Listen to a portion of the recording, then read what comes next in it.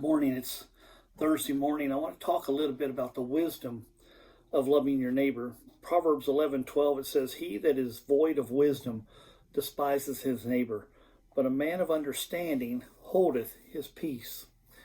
I read about two neighboring farmers who were friends at first, but then they became embroiled in a bitter battle. One of them had built a fence between their farms. And the other one, he contended that the fence was built on his side of the boundary. And so several efforts to try to solve the matter ended in nothing but arguments and disputes. So it ended up going to courts and a legal battle ensued. But finally, the farmer who built the fence, he got tired of all the disputing, all the fighting, and he determined to just sell his farm. And so he sold his farm. And immediately the grieved farmer, or aggravated farmer, he went over to meet with the new owner.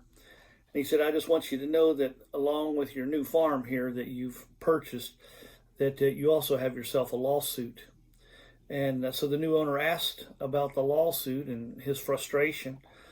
And so the new owner told him, he said, "The fence between our two properties was built 2 feet on my side of the boundary line."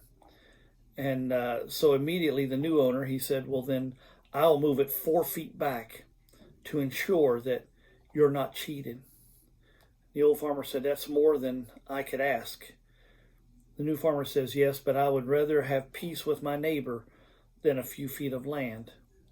And here, the natural tendency for us is to seek only what's best for us and for ourselves, and look out for our own rights. The world always tells us, look out for number one. Numero uno. You just got to just take care of yourself. But God's direction is different from that. In that we're to do what's best for others. When we give up our interest for the sake of someone else, then here we're demonstrating that love to our neighbors.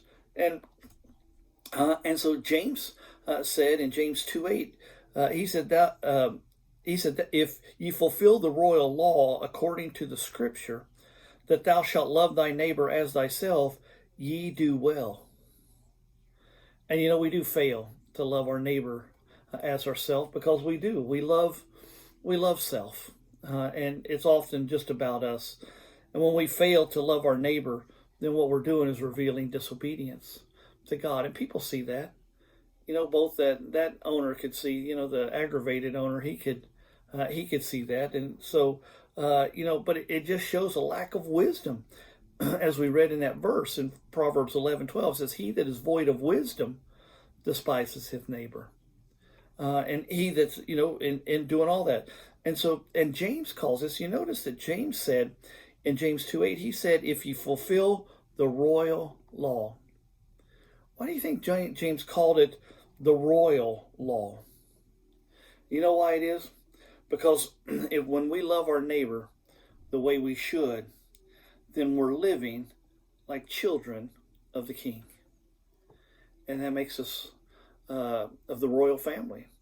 So he calls it a royal law in James. And that's what it should. People should see, a difference in us. People should see that we try to make peace. Matter of fact, in Proverbs at 11:12, it said, "But a man of understanding holdeth his peace." We try to hold it. We try to live peaceably with men, and sometimes that's not always easy.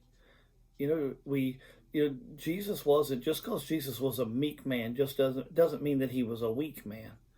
And so it's important. And so, a word to the wise that I read is to love your neighbor in both thought and action, and your wise living will please God. And that's really the one who we have to please. It's not man. It's not our spouse. It's not our kids. The one who we have to please each and every day is God. And so that's kind of something we think about as we go through the day. For me too, is, am I pleasing God in what I'm doing? Am I pleasing God in what I'm saying? Am I pleasing God in my actions? And so if I'm not pleasing God, then I need to pray and get that thing straight. and I need to do it. So there's wisdom in loving your neighbor as yourself. And I hope that's encouragement. Just think about that through the day, and I hope it's an encouragement to you.